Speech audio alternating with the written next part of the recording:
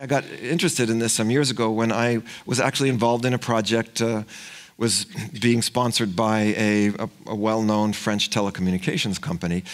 But the essence of this project was that they had just had a big failure, and they were trying to understand what happened. And the failure was that they knew that they had to develop a new product. You know, telecommunications is extremely competitive, and there's new areas opening all the time, and it's important to be first to market to get an edge.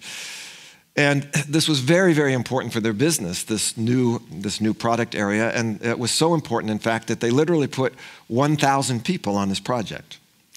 Now, the failure was that one of their competitors was able to make a better product, so it was a higher quality product, right? It functioned better, had better features.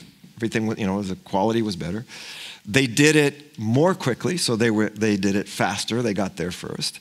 And it was less expensive, right? It was, more economical, easier to make, cheaper to sell. So in every key performance indicator, they were outperformed.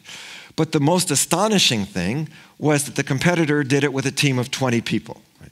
So the question was, how can 20 people so completely outperform 1,000 people? And so now you're not going to find the answer by just looking in the brains of the individuals, right? They had the smartest people, right? They had these 1,000 intelligent, smart people. These people were, they were trained and everything. But the difference what started to become obvious was the difference that made the difference had to do with the way that the team was led and the way that people interacted. And this has to do now with this notion of what I'm calling energy and state, what I'm going to refer to, and Steve Gilligan and I refer to as a generative state. So the 1,000 people were basically led by what you might call a brain and pencil leader, right? The cognitive leader. Here's the plan, you do your job, you do your job, you do your job, and everybody kind of went off to their little workstation and they did their job perfectly. And what you get is 1 + 1 makes 2, right? We call that collected intelligence, which is different than collective intelligence. In collective intelligence, 1 + 1 makes 3, or 4, sometimes, or 5. It's actually unpredictable. And so this other team, everybody shared a vision. It's a little bit like the poem. They didn't know the destination when they started. It wasn't clear.